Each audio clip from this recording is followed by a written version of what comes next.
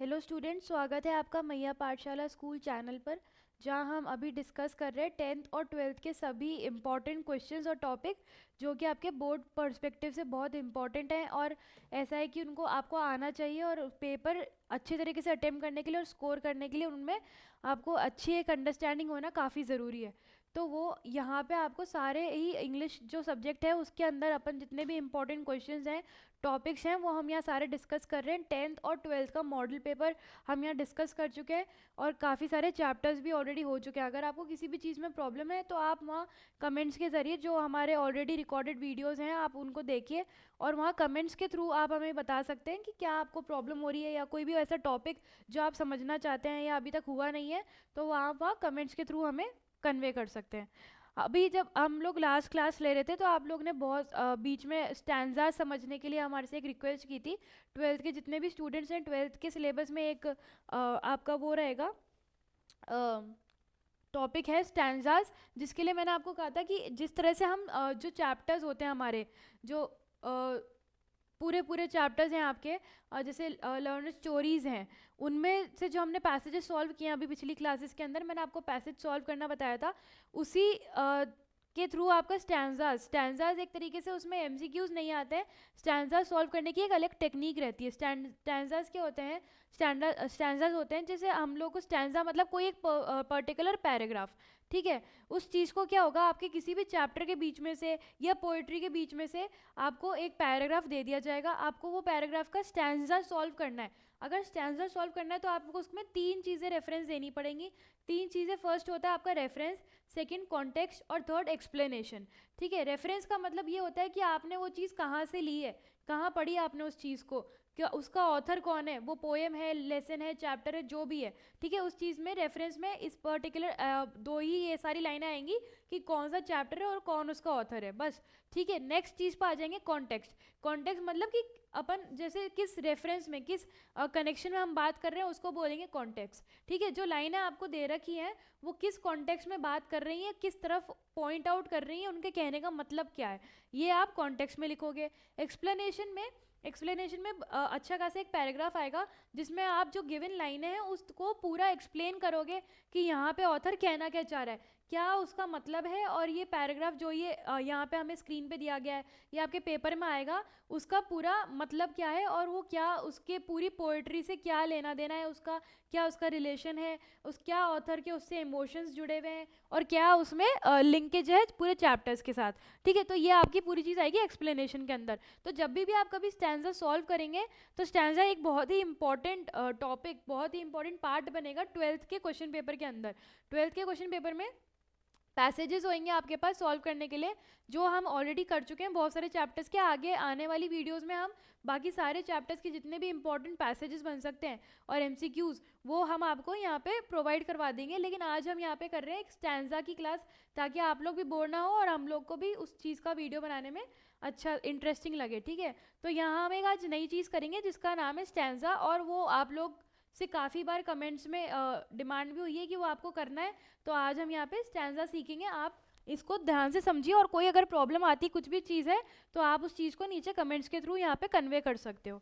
ठीक है, आज हम यहाँ पे स्टैंजा करेंगे। हमारे जो चैप्टर आपका है my mother at 66, my mother at 66 आपके विस्टास जो बुक है उसके अंदर एक फर्स्ट चैप्टर है माय मदर एट 66। उसके जो जितने भी इंपॉर्टेंट स्टैंजाज हो सकते हैं वो हम यहाँ डिस्कस कर रहे हैं, plus all the important questions, जितने भी आपके इंपॉर्टेंट क्वेश्चंस उस चैप्टर में से बन सकते हैं वो भी हम यहाँ पे डिस्कस करेंगे।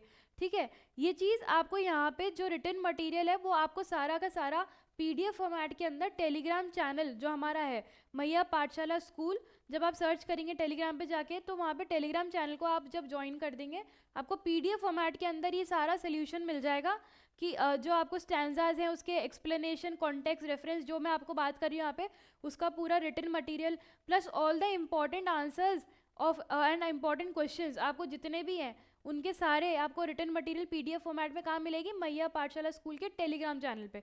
तो वहाँ एक बार आप जाके इस चीज़ को सर्च करेंगे और वहाँ से सारा रिटन मटेरियल ले लेंगे, so that you do not face any problem while practising your English chapters. ठीक है, तो स्टैंजा आपके हाफ ईयरली में भी अभी आया था, जब 12th का क्वेश्चन पेपर हमने सॉल्व किया था हाफ ईयरली का, तो उसमें भी स्टैंजास थे।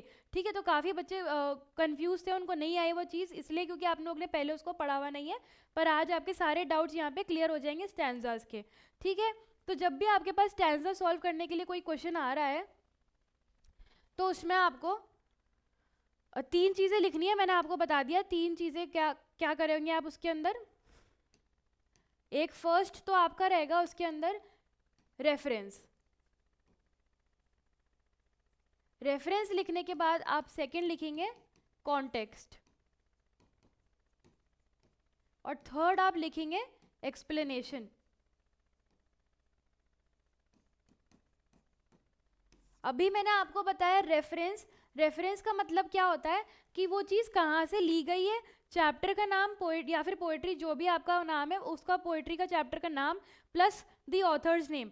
ठीक है, these following lines are taken from the chapter my mother at 66 by the author Kamala Das. ठीक है, ये चीज़ आप लिखोगे रेफरेंस के अंदर, सिर्फ और सिर्फ यही चीज़ आएगी रेफरेंस के अंदर, ओनली द चैप्टर का नाम एंड द ऑथर्स नेम। ठीक है, तो अगर आपको कभी भी स्टैंजा सॉल्व करना है तो बहुत इंपॉर्टेंट चीज़ होती है ऑथर का नाम, वो आपको अच्छे से याद करके जाना पड़ेगा। ठीक है, पोएट्री यूजुअली पोएट्रीज में से ही आपके स्टैंजाज आते हैं, तो सारे पोएट्रीज के ऑथर और राइटर्स, जब से मैं आपकी यहाँ पे क्लास ले रही हूँ मैंने हमेशा यही कहा है आपसे, again I am repeating my self कि you have to keep in mind all the authors and writers of the poetries. Chapters के भी याद रखने हैं, लेकिन चैप्टर्स के आप ना भी करो तो इतनी बड़ी कोई बात नहीं है, लेकिन स्टैंजाज के जब आप लिखोगे आंसर्स तो उसमें आपको ऑथर और राइटर पता होना ज़रूरी है। तो आप सारे ही पोएट्री के authors and writers just make a note and list of it, और उसको आप याद करना स्टार्ट कर दो। ठीक है, तो इसके अंदर रेफरेंस में क्या लिखेंगे हम यहाँ पर, पोएट्री का नाम, पोएट्री नेम, और सेकेंड चीज़ आपकी यहाँ पे आ जाएगी ऑथर नेम। ऑथर या फिर राइटर जो है पोइट्री के वो। ठीक है, कॉन्टेक्स्ट में आपको क्या लिखना है कि रेफरेंस, उसमें रेफरेंस जो आपने दिया है उसका रिलेशन क्या है। ठीक है, कॉन्टेक्स्ट यानी जो गिवन पैराग्राफ है उस गिवन पैराग्राफ का सिचुएशन से क्या रिलेशन है, क्या रिलेशन में सिचुएशन क्रिएट हुई है, क्या वो पैराग्राफ कहना चाह रहा है, ये सारा आप कॉन्टेक्स्ट में लिखोगे कि above given paragraph is pointing out to such and such relation situation, तो आप ये कॉन्टेक्स्ट में दोगे कि क्या सिचुएशन को वो पॉइंट आउट कर रहा है। ठीक है, एंड एक्सप्लेनेशन, एक्सप्लेनेशन के अंदर आप क्या करोगे, एक्सप्लेनेशन में आपको जो लाइनें यहाँ पे दी हुई हैं, फॉर एग्जांपल ये लाइनें हैं, इन लाइनों को पूरा ढंग से अच्छे से एक्सप्लेन करना है कि कुछ इमोशंस हैं, कुछ व्यू है, कुछ व्यू पॉइंट आपको अगर उसमें दे रखा है तो ये सारी चीज़ें आपको उसमें एक्सप्लेन करनी होगी। The entire flavour of the given paragraph, entire flavour of the given paragraph जो होगा आपका, वो आपको एक्सप्लेनेशन के अंदर एक्सप्लेन करना है। ठीक है, ये तीनों चीज़ें आप अगर यहाँ पर अभी पढ़ रहे हो तो नोट्स बना लो, नोट्स में लिख लो, नहीं तो ये सारी चीज़ें आपको पीडीएफ फॉर्मेट में मिल जाएंगी। ठीक है, moving out to our first stanza, first stanza clear sort out करेंगे हम यहाँ पर। मैं आपको इससे यहाँ पे स्टैंजा रीड करना, उसको एक्सप्लेन कैसे करना है आपको, कॉन्टेक्स्ट क्या है, रेफरेंस, रेफरेंस मैंने आपको बता ही दिया, एक ही चीज़ आएगी उसके अंदर, वो लिखना है आपको, तो वो सारा हमें आपको यहाँ पे दिखाऊंगी और आपको समझ में आएगी वो चीज़। फर्स्ट स्टैंजा हमारा यहाँ पर है, हम जो फर्स्ट चैप्टर डील कर रहे हैं यहाँ पे पोएट्री है माय मदर एट 66। ठीक है, इसका हमें फर्स्ट स्टैंजा जो सॉल्व कर रहे हैं वो आपका स्टैंजा है, driving from my parents home to Cochin last Friday morning I saw my mother beside me, डोर्स open mouth, her face ashen like that of corpse. ठीक है, ये आपका यहाँ पे फर्स्ट स्टैंजा है। इसमें अगेन आपके जो आपको पूरा पैराग्राफ है वो समझना पड़ेगा। तो यहाँ पे ऑथर जो है वो कहना ये चाह रही है कि when she was moving from her parents home to the airport, है ना, तो she saw her mother's face that was looking like a dead body. ठीक है, क्यों, हमारे पास ये पूरी पोइट्री में इसका मतलब ये है कि अगर जब ऑथर हमारे अपने घर से निकलकर एयरपोर्ट की तरफ जाने लगी तो उसे अपने मदर का फेस दिखा। ठीक है, वो एज हो रही थी, एजेड लिख रही थी, और वो उनका मुंह, शी वॉज स्लीपिंग। ठीक है, डोजिंग मीन्स व्हाट कि आप बैठे बैठे कहीं पे सो जाना, तो शी वॉज स्लीपिंग एंड उनका फेस कैसा लग रहा था, एक डेड बॉडी के जैसा। ठीक है, तो ये उनकी इमोशंस थे अपनी ममा की तरफ कि I am missing and I am in the scary mode of like missing her, ठीक है। She does not want to miss her mother, वो अपनी मम्मी को मिस करना नहीं चाह रही थी, लूज करना नहीं चाह रही थी, मीन्स वो ये नहीं चाह रही थी कि उनकी मम्मी की डेथ हो या कुछ भी हो, बट देन शी रियलाइज कि दैट शी इज एजिंग, वो धीरे धीरे करके एज हो रही है और एक टाइम ऐसा आएगा when she will go away, she will say good by two the world, okay. तो ये आपके पैराग्राफ का मीनिंग है।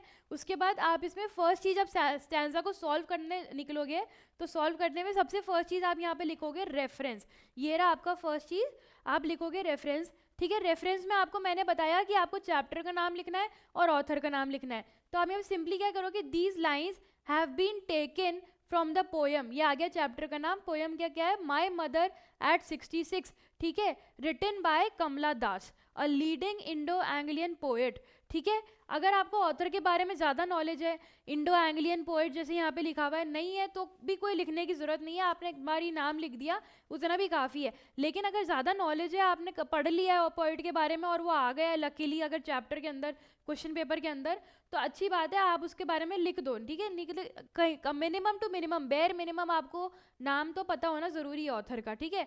तो आप यहाँ पे क्या करोगे, these lines have been taken from the chapter का नाम लिखोगे आप यहाँ पे, जो भी आपका चैप्टर नेम है, ठीक है, ये आपने लिख दिया। उसके बाद रिटन बाय, किसने उसको लिखा है, रिटन बाय ऑथर्स नेम, यहाँ आप लिख दोगे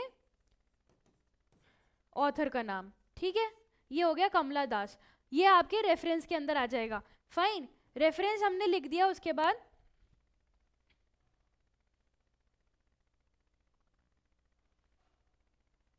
रेफरेंस लिखने के बाद हम जाएंगे कॉन्टेक्स्ट के अंदर।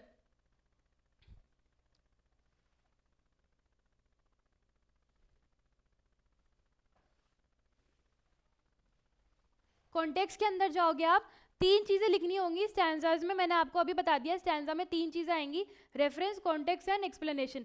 रेफरेंस में चैप्टर का नाम, ऑथर का नाम, ठीक है, खत्म बात, उतना हम लिख चुके हैं। अब हम आ गए किसके अंदर, कॉन्टेक्स्ट के अंदर। कॉन्टेक्स्ट मतलब, कॉन्टेक्स्ट हम सिंपल हमारी रोज की भाषा में यूज करते हैं कि किस कॉन्टेक्स्ट में बात कर रहे हो आप, ठीक है, किस कॉन्टेक्स्ट में बात करना मतलब किससे रिलेटेड बात कर रहे हो आप, ठीक है। तो कॉन्टेक्स्ट में हम हमारा रिलेशन बताएंगे कि किस रिलेशन में ये हमें ऊपर जो स्टैंजा दिया गया ये किस सिचुएशन से रिलेटेड है, किस बारे में बात कर रहा है, ठीक है। तो आप यहाँ देखोगे, वाइल ट्रैवलिंग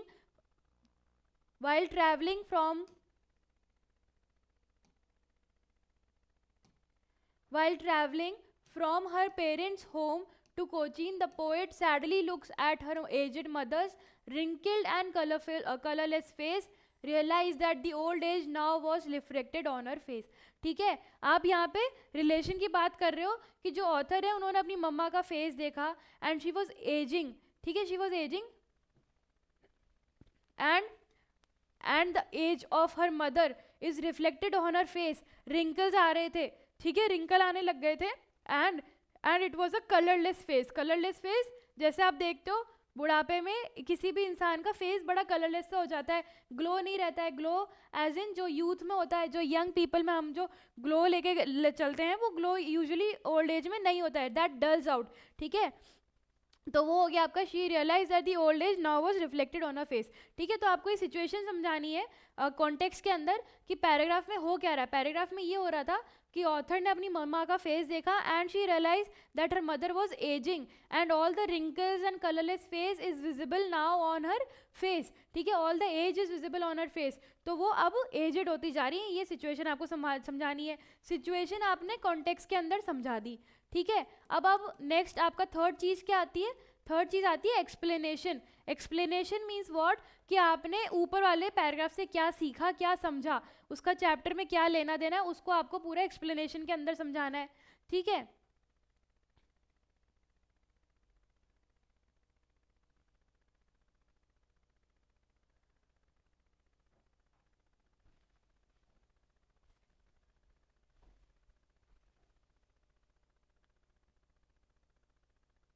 तो एक्सप्लेनेशन सीखेंगे अब अपन यहाँ पर।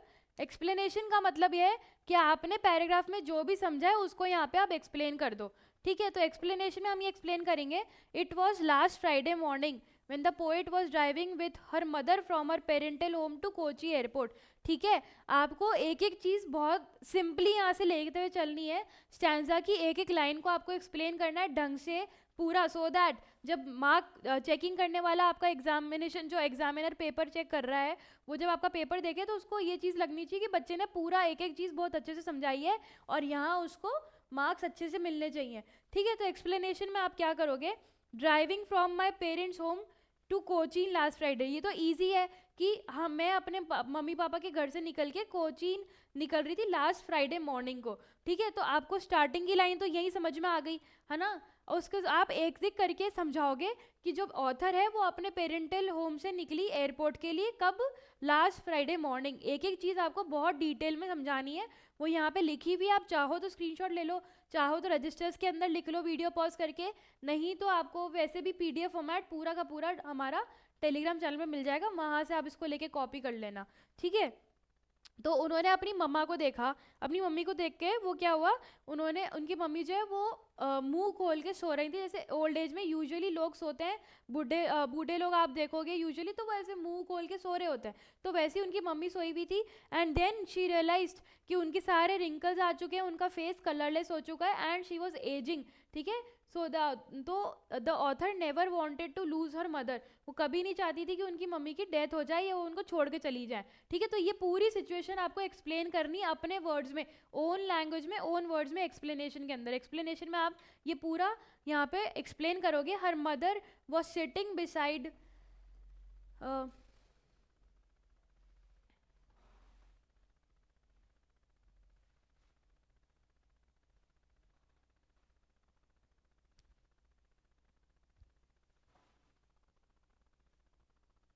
हर mother was sitting beside her in the car. ठीक है, sitting beside her in the car, poet looked wistfully at her mother who is dozing. ठीक है, आपको ये बताना है कि जो पोएट है वो अपने घर से निकल के चली एयरपोर्ट के लिए लास्ट फ्राइडे को, लास्ट मॉर्निंग को। ठीक है, और उसके बाद क्या हुआ, उनकी मम्मी उनके पास बैठी हुई थी, हर मदर वो sitting beside her in the car. आपको एक एक चीज़ बहुत पॉइंटफुली, एक एक चीज़ एकदम माइन्यूट डिटेल के साथ आपको एक्सप्लेनेशन के अंदर समझानी है कि so that you are missing nothing into the stanza. ठीक है, उसके बाद the poet looked wistfully at her mother who is dozing open mouth. ठीक है, आपको एक एक डिटेल आप अगर यहाँ पे देखोगे तो बहुत अच्छे से एक्सप्लेन की हुई है कि उनकी मम्मी उनके पास बैठी हुई थी and she was dosing open mouth. ठीक है, वो मुंह एकदम खुला करके नैप ले रही थी, सो रही थी। ठीक है, जैसे बुढ़ापे में usually old age people so जाते हैं बैठे बैठे, तो वैसे ही वो सो रही थी। ठीक है, ये बहुत माइन्यूटली अगर ब्यूटीफुली आप देखोगे तो एक एक चीज़ को यहाँ पे एक्सप्लेन किया गया, आपको इसी तरह से एक्सप्लेनेशन देना है स्टैंजा का।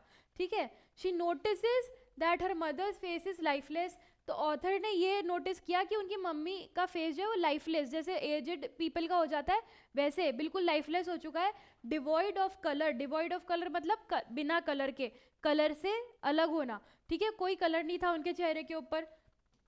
It looks as if she was dead. ठीक है, तो उनका चेहरा कैसा लग रहा था, as if she is dead, क्योंकि वो सो रही थी। सोते हुए इंसान कैसा लगता है, ऐसा ही जैसे वो मर चुका है। ठीक है, तो ऐसा उनका फेस, उनकी मम्मी का फेस उनको ऐसा लगा as if she was dead.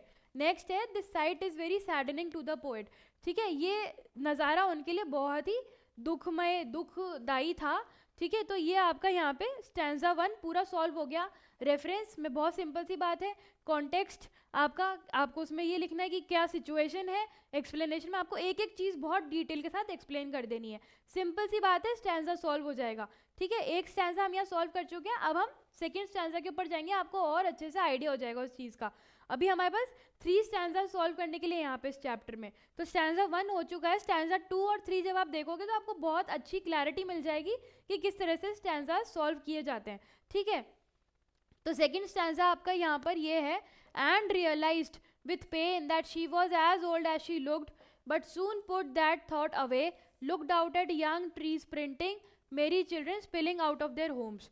ठीक है, अब यहाँ पे आप स्टैंजा को समझोगे, अगर आपने चैप्टर पढ़ा होगा तो आपको ये चीज़ पता चलेगी कि जब फॉर एग्जांपल जब भी हम अगर दुखी होते हैं, किसी चीज़ से दुखी हो जाते हैं तो हम उस सिचुएशन को थोड़ी देर के लिए भूलने की कोशिश करते हैं। तो हम क्या करते हैं, हम थोड़ी देर जाके सो जाते हैं, नहीं तो हम गार्डन में चले जाते हैं, हम कोई मूवी देख लेते हैं, हम उस चीज़ को थोड़ा सा अवॉइड करने की कोशिश करते हैं कि हमें उस चीज़ के बारे में नहीं सोचना।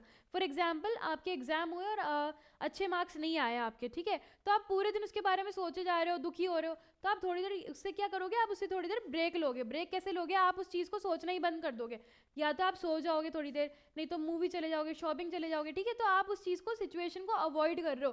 कोई चीज़ अगर हमें रिपीटेड पेन दे रही है, रिपीटेड दर्द दे रही है, तो हम उसके लिए क्या करेंगे, हम उसे इग्नोर करना स्टार्ट कर देंगे, ठीक है। तो इग्नोर करने के लिए आप क्या करोगे, उसके तरफ से अपना ध्यान हटा दोगे। तो ऑथर ने यही किया, ठीक है। ऑथर ने जब अपनी मदर को एज होते हुए देखा एंड शी रियलाइज्ड कि ऐसे धीरे धीरे एज होते हुए she will die one day, है ना, वो जो उनकी मदर है वो चली जाएंगी, डेथ हो जाएगी उनकी धीरे धीरे करके, तो वो बहुत उदास हो गई। ऑब्वियसली बात है, पेरेंट्स का कोई भी नहीं चाहता है कि ऐसा कुछ हो, है ना, और पेरेंट्स से अलग होना कोई भी नहीं चाहता है। तो व्हेन द ऑथर रियलाइज्ड कि ऐसा कुछ हो सकता है, तो वो बहुत दुखी हो गई। अब कोई चीज सिचुएशन से वो दुखी हो गई है, तो उन्होंने उससे अवॉइड, अब उनको उस सिचुएशन को अवॉइड करने का ट्राई किया कि मुझे इस तरफ ध्यान ही नहीं देना। ध्यान नहीं देने के लिए उन्होंने क्या किया, she started looking out of the mirror, ठीक है, जो कार की आपकी विंडो होती है उसके बाहर देखने लग गई वो। And she saw what, she saw all the trees sprinting. Trees sprinting मतलब ट्रीज हिल रहे थे, लाइक आपकी कोई हवा चलती है ठंडी ठंडी, है ना, अगर गर्मियों में मानसून में आप देखोगे ठंडी हवाएं चलती है, तो ट्रीज ऐसे ऐसे ऐसे हिलते हैं as if they are dancing, dancing and making joy, ठीक है। तो ट्रीज देखा उन्होंने, and also the children were playing over there, सारे जो बच्चे थे वो वहाँ पे बहुत हंसी से खुशी से खेल रहे थे, ठीक है। तो जब वो हंसी खुशी से खेल रहे थे, तो ऑथर ने अपना ध्यान उस तरफ लगा लिया, सो दैट वो जो उदासी सारी है वो सारे अवॉइड करके वो खुशी रियलाइज कर सकें, ये देख सकें कि बाहर और भी लाइफ है, ठीक है।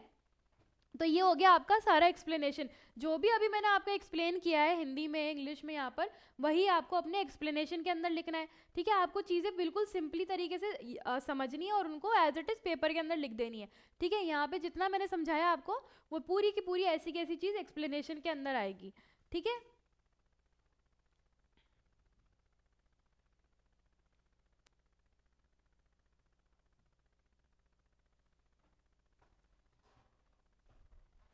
नेक्स्ट जाएंगे अपन, सबसे पहले स्टैंजा हमने पढ़ लिया। स्टैंजा पढ़ने के बाद अब फर्स्ट चीज, स्टैंजा में आप लोग को क्या करना है मैंने अभी बताया था। स्टैंजा में 3 चीजें आएंगी।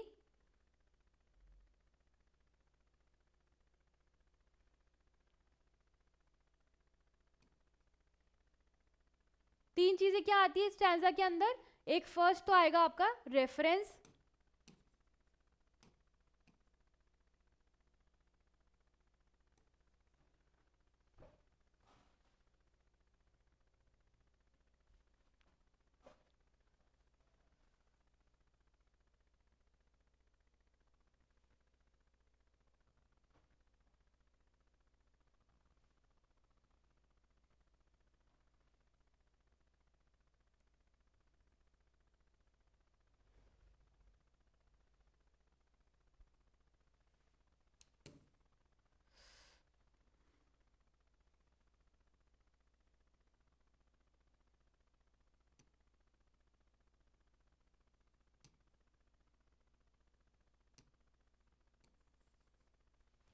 ठीक है।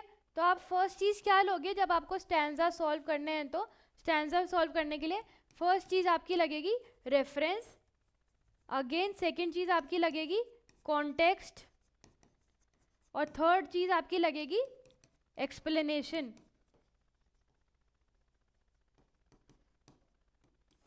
ठीक है। अगेन अभी हमने स्टैंजा फर्स्ट के लिए सारी चीज देख ली थी, अब हम हमारे सेकंड चीज जो सेकंड स्टैंजा है आपका, उसके लिए ये सारी चीजें देखेंगे यहाँ पर, ठीक है। फर्स्ट चीज आपकी रेफरेंस। रेफरेंस में मैंने आपको पहले ही बताया था कि सिर्फ आपको सिंपल सी ये देखना है कि वो कौन से चैप्टर से ली गई है और उसका ऑथर क्या है, बस सिंपल इतनी 2 चीज लिखनी है, ओनली द चैप्टर का नाम, चैप्टर नेम, एंड सेकंड आपका उसका ऑथर, ठीक है। सिंपली इतनी सी 2 चीजें लिखनी है, इसमें दिमाग लगाने वाली कोई बात ही नहीं है ना, एज इट इज लिख दोगे आप। तो इसमें आप लिखोगे these lines have been taken, these lines मतलब जो स्टैंजा में लाइन दी गई है वो, have been taken from the poem my mother at 66, ठीक है। ये हो गया आपका चैप्टर का नेम। कंपोज्ड बाय या फिर आप यहाँ लिख सकते हो रिटन बाय, अगर कंपोज्ड आपको डिफिकल्ट लग रहा है ना, अगर आपको ऐसा लगता है कि नहीं याद रहेगा, नहीं लिखा जाएगा, तो कंपोज्ड रहने देना, रिटन बाय लिख देना, रिटन बाय कमला दास, कमला दास हो गया ऑथर का नेम। सिंपली रेफरेंस आपका यहाँ पे खत्म। ठीक है, रेफरेंस में आपको सिर्फ इतनी सी बात लिखनी है कि चैप्टर का नेम क्या है और किसने लिखा है। ठीक है, उसके बाद हम सेकंड पे आ जाएंगे कॉन्टेक्स्ट।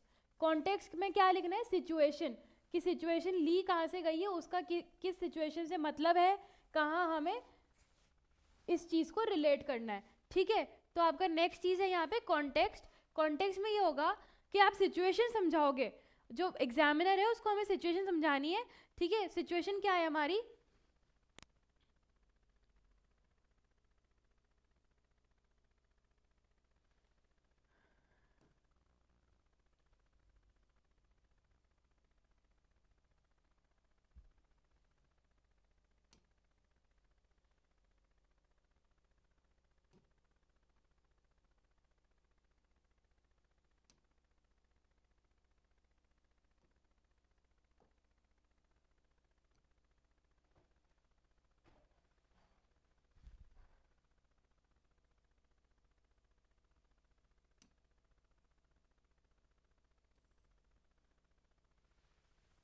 ठीक है, तो हम यहाँ पे क्या करेंगे, कॉन्टेक्स्ट में सिचुएशन समझाएंगे। सिचुएशन क्या होगी, on seeing her mother's face poet feels that her face now reflects her advanced age, wanting to shift her attention from this painful thought she looks out of the car at the lovely sights।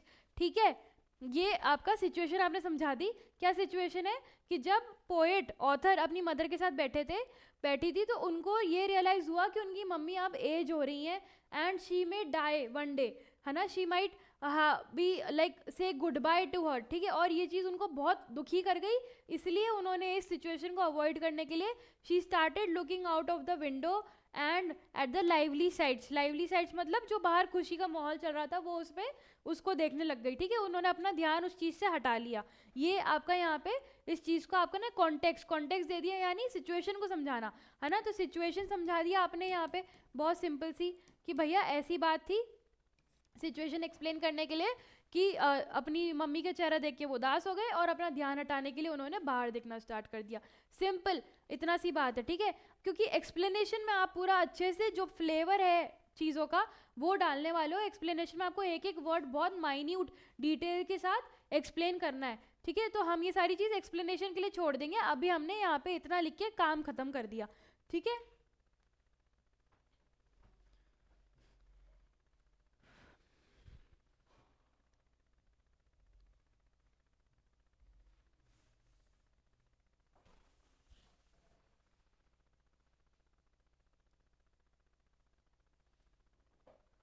Next आ गया आपका explanation.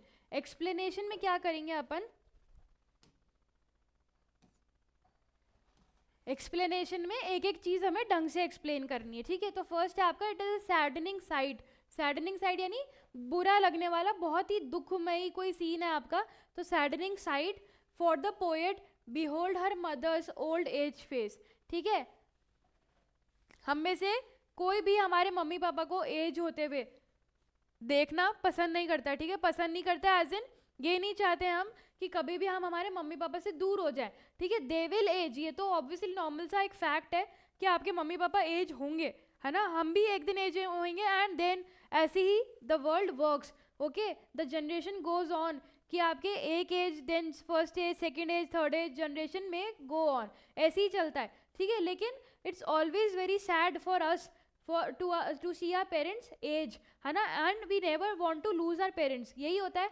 ठीक है, तो ये आपको यहाँ पे समझाना ही है अपने ओन लैंग्वेज में कि the author got sad by looking at her mother's face. ठीक है, आगे बढ़ेंगे। Put away these thought she glanced out of the car. ठीक है, वो बहुत उदास हो गई थी एंड उन्होंने इस चीज़ को इग्नोर करना चाहा, एस्केप करना चाहा, ब्रेक लेना चाहा इस चीज़ से, तो वो बाहर कार के बाहर विंडो से बाहर देखने लग गई। ठीक है, बाहर देखने के बाद सेकंड चीज़ आएगा scenes of life and energy will lighten her heart. ठीक है, कि बाहर जो ट्रीज थे, बच्चे थे जो हंस रहे थे, खेल रहे थे, वो उन्होंने उनका दिल हल्का कर दिया, लाइटन हर हार्ट। ठीक है, वो उनके अंदर खो गई और वो बहुत सारे खुशी वाले सीन देखने लग गई बाहर, इस चीज़ को इग्नोर करने के लिए। ठीक है। नेक्स्ट है she looks the sight of sprinting young trees along side and children running out merrily. ठीक है, तो उन्होंने जब बाहर देखना स्टार्ट किया विंडो के, तो उन्होंने क्या देखा, ट्रीज स्प्रिंटिंग, यानी ट्रीज ऐसे ऐसे हवाओं में हिल रहे थे, तो they were looking like a joyful kid. ठीक है, जॉयफुल लग रहे थे वो, and they were looking like as if they are dancing. ठीक है, तो वो ट्रीज थे आपके। Also the children were merrily playing along, तो आपके मेरीली मतलब बहुत खुशी खुशी से चिल्ड्रन बच्चे जो थे वो वहाँ पे खेल रहे थे।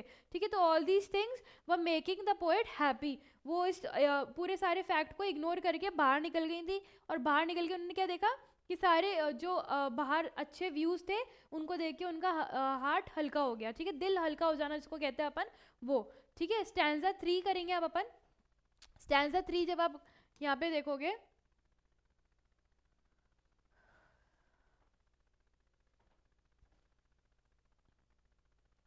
स्टैंजा 3 आपका यहाँ पे, but after the airport security check, standing a few yards away, I looked again at her, worn, pale as a late winter's moon, and felt that old familiar ache, my childhood's fear. But all I said was, "See you soon, Amma." All I did was smile and smile. ठीक है, तो इस चीज़ से आपको कुछ hint मिला ही होगा। नहीं मिला है तो मैं आपको यहाँ पे एक्सप्लेन कर दूंगी इस चीज़ को। देखो, ये होगा आपका आपने एक बारी अगर मान लो फॉर एग्जाम्पल, जब मैंने आपको सिचुएशन बताई कि एग्जाम में मार्क्स कम आए, तो सिचुएशन को हमने अवॉइड करने के लिए थोड़ा टाइम हम बाहर हमने सो गए। ठीक है, सो गए या फिर शॉपिंग चले गए, मूवी चले गए, ठीक है, लेकिन that situation will come again to you, वो वापस आ जाएगी। ऐसा थोड़ी ना है कि आप अगर उससे एस्केप कर रहे हो तो आपने छोड़ दिया उसको, अब उसका कोई इफेक्ट नहीं रहेगा, ऐसा नहीं है।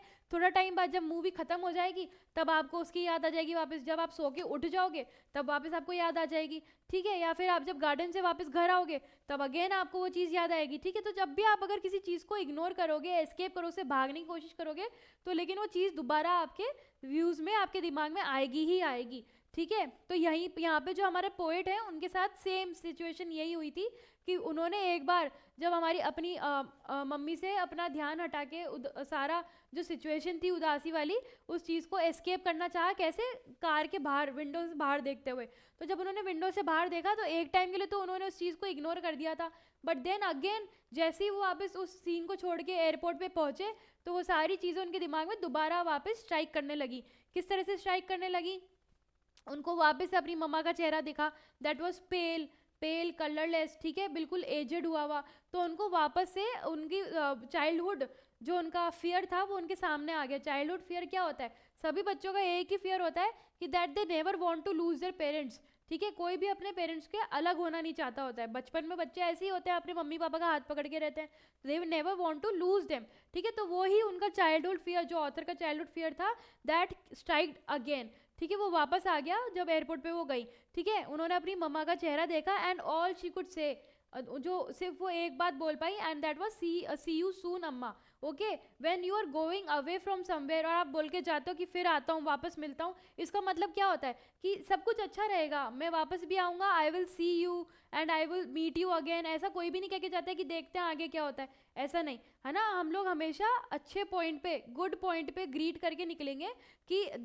We will meet you again and I will see you again, I will come back again, okay bye, ऐसे ही बोल के जाते हैं। तो the author is wishing see you soon Amma to her mother because she is hoping, उनको एक hope है दिल के अंदर कि that when she will return again she will meet her mother again, वो उनकी मम्मा उनको वहीं मिलेंगी। ठीक है, and she will never go कहीं पर भी, she is not going and she is staying there only and she will meet her again. Okay, so she says see you Amma again, and then all I did was smile. Okay, when there is something in our heart we know कि ऐसा नहीं होगा या ऐसा कुछ होने वाला है, तो हम क्या करते हैं, सी यू सून अम्मा, and she was smiling again and again. ठीक है, तो आप बार बार उसको देख, उस चीज़ को सोच के स्माइल करोगे, है ना, कि गॉड होप्स कि हम लोग वापस मिलेंगे। ठीक है, तो वो चीज़ आपकी यहाँ पे ये पूरी सिचुएशन एक्सप्लेन हो गई। ठीक है, only this you have to explain in to your explanation, एक एक वर्ड, एक एक पॉइंट अच्छे से लेके यू हैव टू एक्सप्लेन। आपको इतने अच्छे से एक्सप्लेन करना है अपना, सो दैट जो एग्जामिनर है उसको एक अच्छा आइडिया मिल जाए कि इस बच्चे को सब कुछ अच्छे से आता है एंड ही हैज़ और she has studied well. Okay, तो आपने रेफरेंस यहाँ पर अगेन, आप मैंने बोला था रेफरेंस में सिर्फ दो चीज़ें आती हैं, चैप्टर का नेम एंड ऑथर का नेम। ठीक है, तो वही चीज़ लिखेंगे हम आप इस चीज़ को रिपीट कर सकते हो, कोई प्रॉब्लम नहीं है, ठीक है। तो ये देखो आप रिपीट ही हो रहा है बार बार। These lines have been taken from the poem my mother at 66। ये आपका चैप्टर का नाम हो गया। कंपोज्ड बाय या रिटन बाय लिख सकते हो आप, आपको जो इजी लगे वो कर देना। कंपोज हो सकता है आपको वहाँ पे याद ना रहे इन टाइम पे, तो कंपोज को रहने दो, रिटन लिख लो, रिटन बाय कमला दास, ठीक है। ये हो गया आपका ऑथर का नाम। नेक्स्ट हमारा क्या होगा, नेक्स्ट है हमारा कॉन्टेक्स्ट।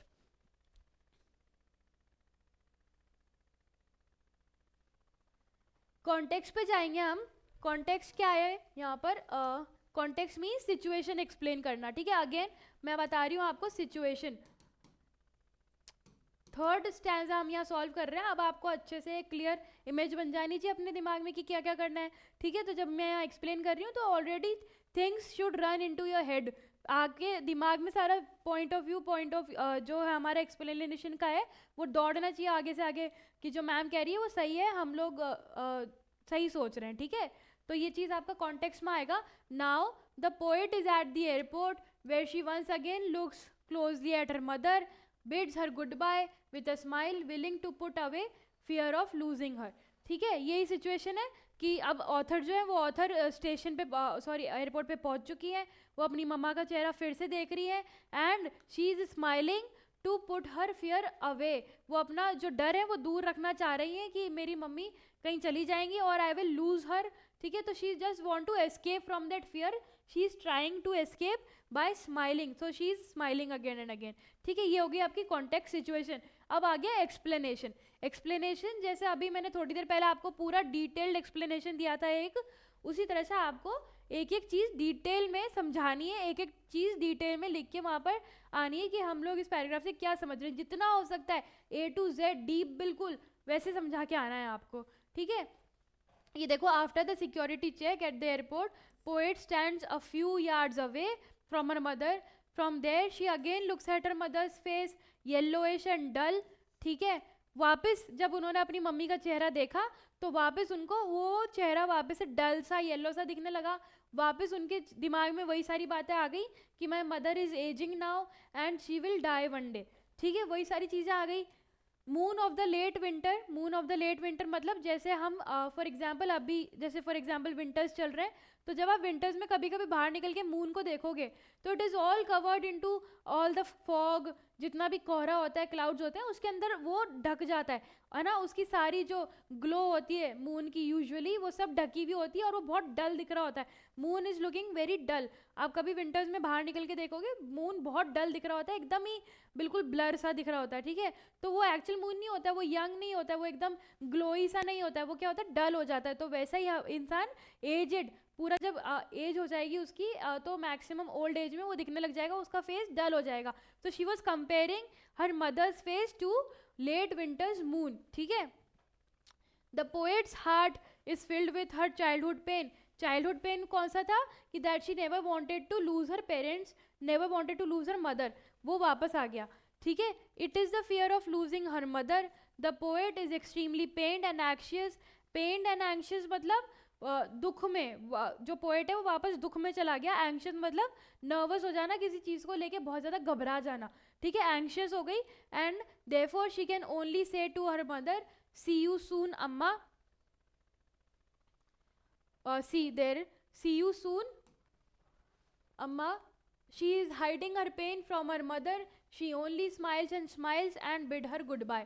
ऐसा ही होता है ना कभी कभी, we want to hide something from our parents that हम दुखी हैं, उदास है, तो हम क्या करते हैं, we fake our smiles. Fake our smiles मतलब कि झूठी हंसी हंसते रहना, just smiling and smiling but we are crying inside, we are at pain, ठीक है। तो वो वाली चीज़ यहाँ पर ऑथर के साथ हो रही थी। She was looking at her mother's face, she was very sad that her mother was ageing and she may die one day and she may lose her, but then she was just smiling with a hope that she will again come and meet her mother soon. So she says see you amma, okay, and then she is smiling and smiling means what, she is hiding her pain inside her smile, okay. तो this is the explanation of your stanza number 3. यहाँ पे जो mother आपकी माई mother at 66 chapter है उसका पूरा 3 जितने भी स्टैंजास हो सकते हैं वो हम यहाँ पे डिस्कस कर चुके हैं। अब हम यहाँ पे डिस्कस करेंगे इंपॉर्टेंट क्वेश्चंस, ठीक है। आपको जितना भी PDF मटेरियल स्टैंजास का चाहिए वो आपको पीडीएफ मटेरियल मिल जाएगा चैनल पे, टेलीग्राम चैनल पे। और ऑल्सो द इम्पॉर्टेंट क्वेश्चंस, यहाँ पे मैं आपको सिर्फ क्वेश्चंस रीड कर करके बताऊंगी and I will explain you just situation and the explanation of the answer कि इसका आंसर क्या होना चाहिए। पर उसका जो रिटन मटेरियल है आप चाहें तो वीडियो पॉज करके उसको यहाँ से लिख सकते हो, स्क्रीनशॉट ले लो, जैसा चाहे वैसा कर लो। बट देन आपको पीडीएफ मटेरियल अगर चाहिए रिटन ऑलरेडी बिना किसी मेहनत के, तो वो आपको टेलीग्राम चैनल पे मिल जाएगा। ठीक है, तो now we are going to understand the important question जो भी इस चैप्टर के हो सकते हैं, वो सारे इंपॉर्टेंट क्वेश्चंस अब हम यहाँ पर डिस्कस करेंगे। ठीक है,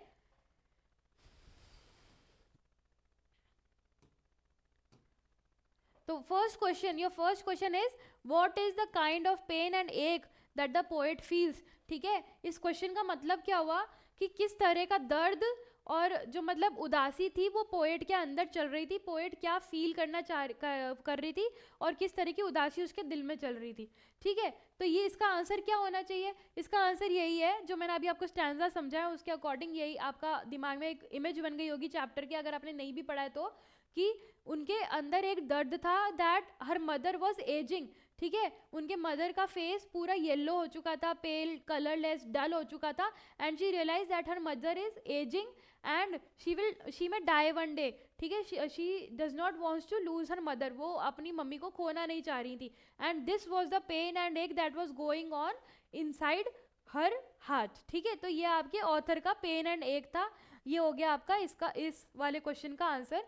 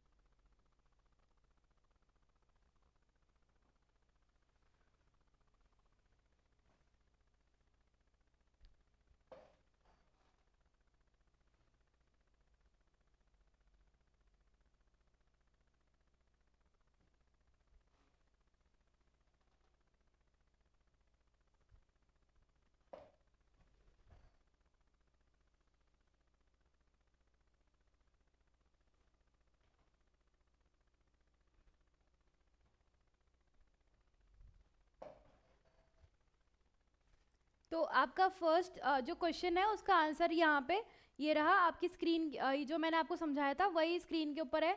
अगर आप चाहो तो इसको वीडियो पॉज करके स्क्रीनशॉट ले लो, नहीं तो फिर आप जो है इसको नोट डाउन कर लो, नहीं तो आपको पीडीएफ फॉर्मेट में ये चीज़ पूरी मिल जाएगी। ठीक है, तो the poet is pain to see her mother's death, pale face, she suffers from her childhood fear of losing her mother, also aches at the thought that time and age spare none।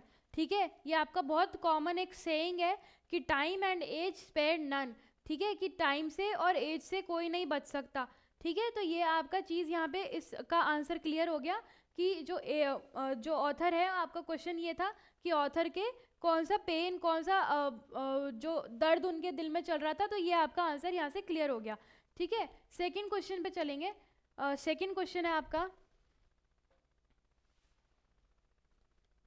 Y are the young trees described as sprinting. ठीक है, आपसे पूछा गया है young trees described as sprinting. ठीक है, कि आपके जो यंग ट्रीज जो बाहर थे, है ना, जो बिल्कुल ऐसे ऐसे डांस कर रहे थे, हिल रहे थे, उनको स्प्रिंटिंग, मूविंग, जो आप किस तरीके से ये बोला गया है या किस तरीके से ये वर्ड यूज किया गया है।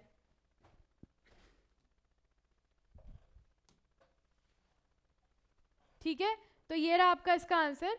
आप इसमें ये देखोगे, by describing sprinting trees she presents comparison and contrast in the poem between old age and young age. Old age is lifeless, pale, while young age is full of joy and energy.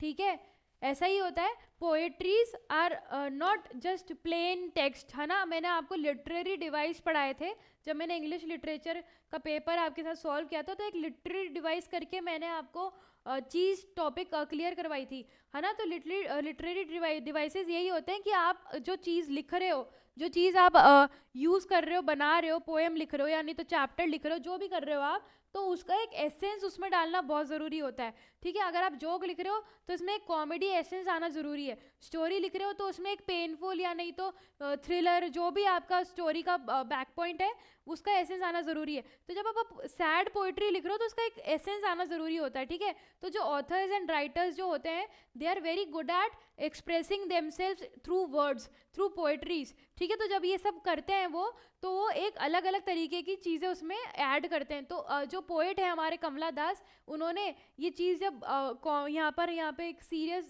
जो emotional poetry लिखी थी, उसके अंदर एक comparison, contrast देने का कोशिश किया है, किसके बीच में, old age and young age के बीच में।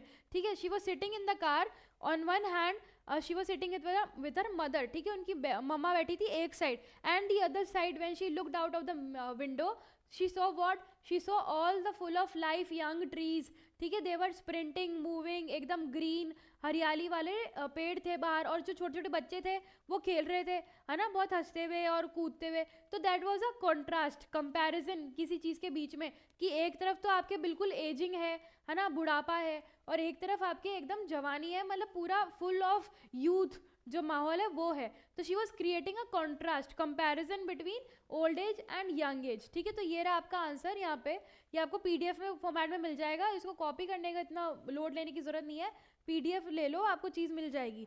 ठीक है, स्प्रिंटिंग ट्रीज यानी she was reflecting what, she was reflecting the young trees. ठीक है, and she presents comparison and contrast in the poem between old age and young as, कि old age जो होती है वो एकदम लाइफलेस होती है, but the young age it is full of energy and Joy, खुशी से भरी हुई एज होती है।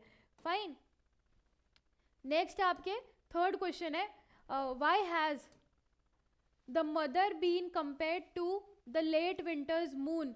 ठीक है, ये अभी मैंने आपको एक्सप्लेन किया था यहाँ पर, लेट विंटर्स मून यानी कि अभी जो आपका विंटर्स चल रहे हैं, तो आप इसको प्रैक्टिकली करके देखना, आपको अच्छा लगेगा।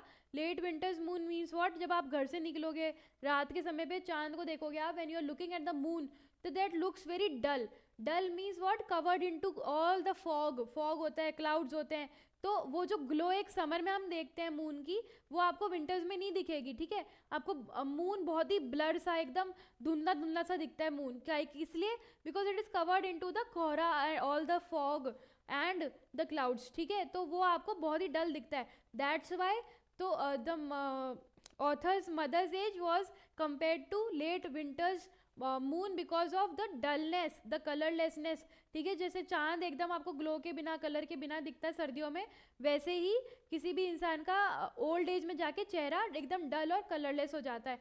ये आपके ऑथर बोलना चाह रहे थे, ठीक है। तो ये आपका आंसर यहाँ पे ये हो जाएगा, the late winter's moon appears dull and shrouded. Dull and shrouded means what, एकदम डल, ब्लर ब्लर सा, उसकी ऐसा लगता है सारा ग्लो ही चला गया उसके पे से, है ना, ऐसा बिल्कुल covered into all the clouds, clouds and fog, जो भी आपके हो रहा होता है उसमें पूरा कवर होता है, ठीक है। लूजेज इज ब्राइटनेस, ब्राइटनेस चली जाती है, एकदम डल सा, ऐसा लगता है कि कोई थर्माकोल का पीस लगा हुआ है बस, है ना, इतना सा। तो it is looking without brightness, ठीक है। उसके बाद so the poet compares her aged mother's pale and ash like withered face to the late winter's moon. खत्म यहाँ पर, ठीक है। सिंपल सा आंसर है, पीडीएफ में मिल जाएगा आपको वहां पर। नेक्स्ट क्वेश्चन है आपका question 4।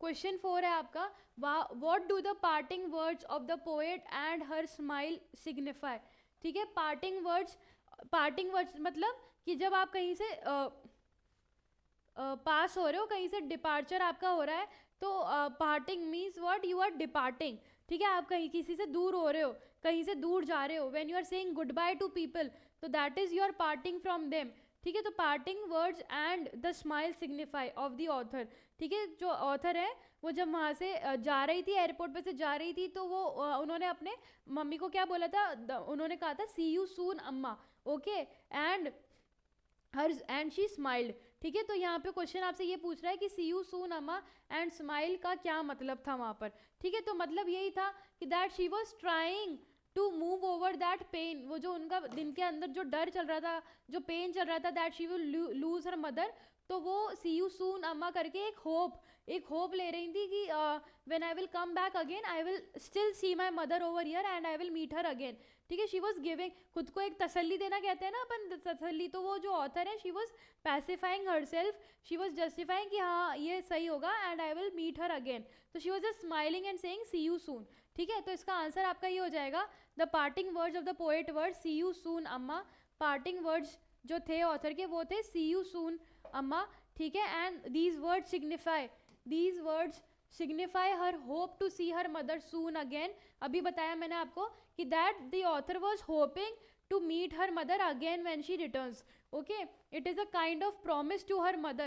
She was promising her mother that I will come back again and I will see you again, you have to stay there, you have to wait for me till I come back again, okay. That a promise between a mother and the child, okay.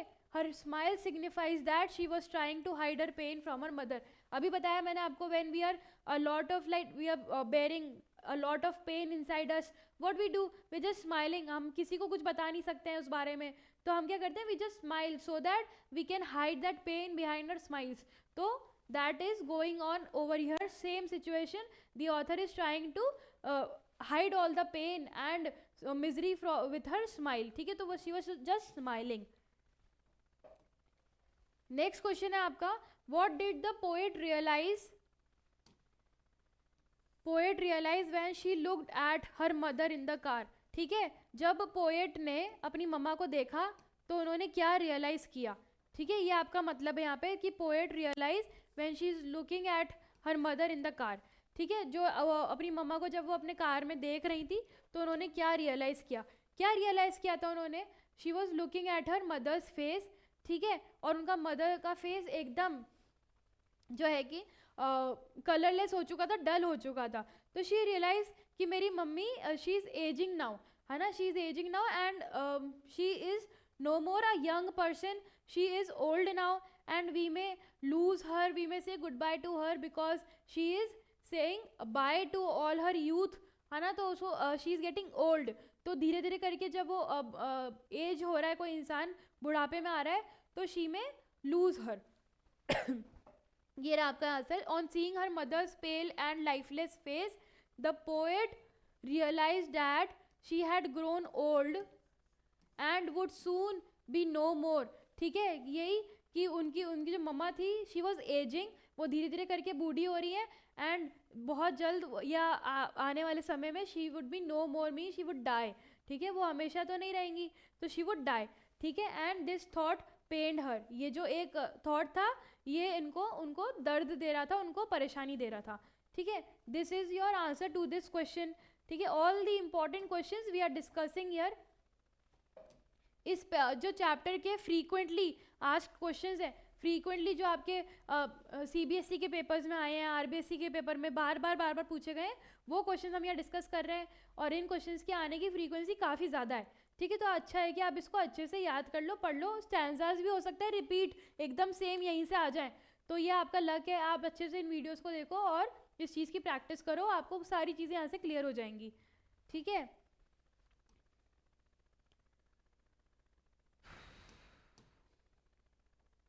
Yeah, why did the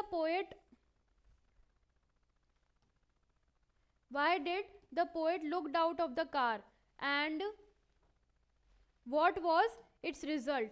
ठीक है, कि poet ने car के बाहर क्यों देखा और उसका रिजल्ट क्या था, ठीक है. जब कार के बाहर देखा पोएट ने तो उसका रिजल्ट क्या था, ठीक है. तो ये आपका क्या था कि she was looking in the car, अपनी मम्मी को देख के वो उदास हो रही थी, वो उससे मूव ऑन करना चाह रही थी, तो उन्होंने उस चीज़ को थोड़ा टाइम के लिए ब्रेक देके बाहर देखा विंडो से, और बाहर उन्होंने क्या देखा कि that tree was sprinting like as if it was dancing, ठीक है. And all the children were playing over there, बिल्कुल हंसी खुशी की आवाज़ें थी, ठीक है. तो that contrast was created over there, एक कॉन्ट्रास्ट बन गया था ओल्ड एज और यंग एज के बीच में, ठीक है. तो अपन को इस तरह को इसको आंसर बना के लिखना है इन टू अ फ्रेम्ड आंसर, ठीक है. कि the poet looked outside the car, turn her attention away, वो अपना अटेंशन उस जगह से हटाना चाह रही थी, अपना फोकस उस चीज़ से हटाना चाह रही थी, तो she looked away.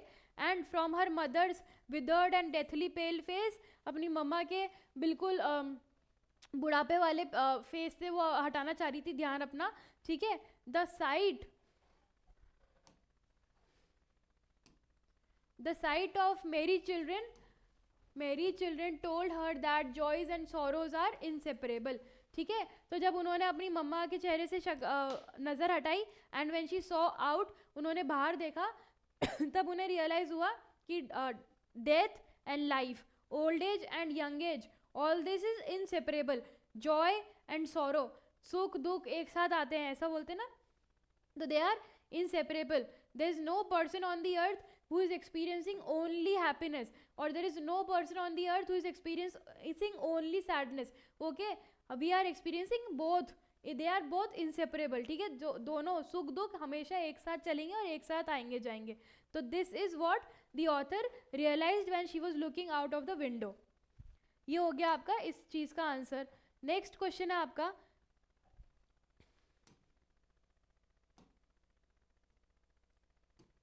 the main theme of the poem is a reflection of poet's observation of the realities of life. Justify this statement in light of the poem My Mother at 66. ठीक है, आपका main theme क्या है इसका chapter का? It is the reflection of poet's observation, ठीक है. कि पोएट ने क्या ऑब्जर्व किया कि the reality of life is the joy and sorrow both they are coming together, ठीक है. तो her mother may die but also there is life outside, okay. तो that was the essence of the poetry, है ना. तो main observation, तो you have to write a paragraph regarding this statement कि आपने पूरी पोएम से क्या समझा, ठीक है. तो ये आपका यहाँ पे क्वेश्चन हो गया. इस चीज का आंसर अपन देखेंगे. आपका इस चीज का आंसर है our life is full of joys and sorrows, means our life is full of सुख एंड दुख दोनों ही है, ठीक है. खाली एक जॉय नहीं होता है, सॉरो नहीं होता. As in the world the poet worries about her mother's physical state in her advanced age, ठीक है. द पोएट, जो पोएट है वो दुखी है किस लिए? अपनी मम्मी की फिजिकल स्टेट को देख के, जो एडवांस्ड एज उनकी चल रही है. She is in her old age, एक ओल्ड एज है उनकी, एंड उनकी जो फिजिकल स्टेट हो चुकी है उससे जो पोएट है वो वरिड है, ठीक है. Mother is weak, pale, zestless. Weak मतलब बुढ़ापे में ऑब्वियसली लोग वीक हो जाते हैं, स्ट्रॉन्ग तो होते नहीं है, वीक होते जाते हैं. पेल मतलब उनके कलर का सारा जो चेहरे का कलर उड़ जाता है. जेस्टलेस मीन्स लाइफलेस, है ना, वो हमेशा सिर्फ एक चेयर पे बैठे रहते हैं लाइफलेस होकर. तो that is all signifies the old age, ठीक है. The thought of her death frightens the poet for she can not stand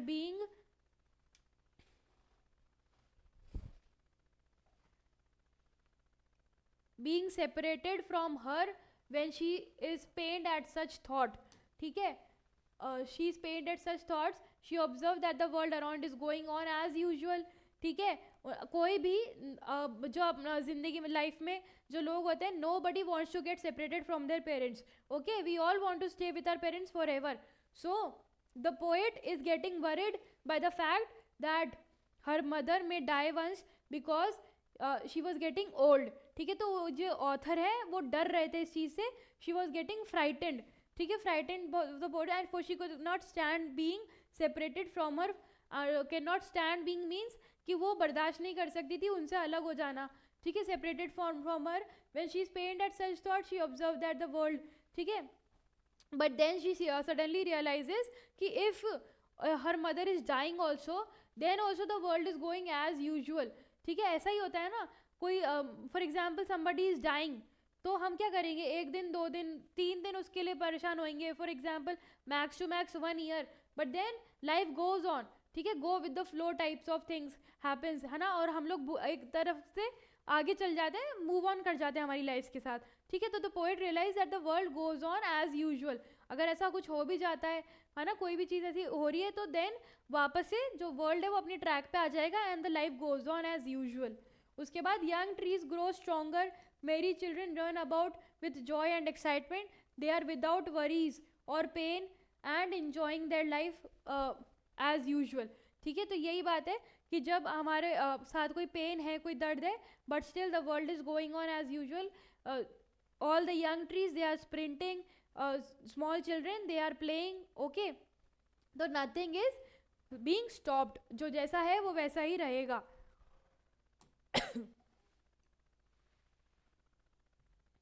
Enjoy the blessings of life.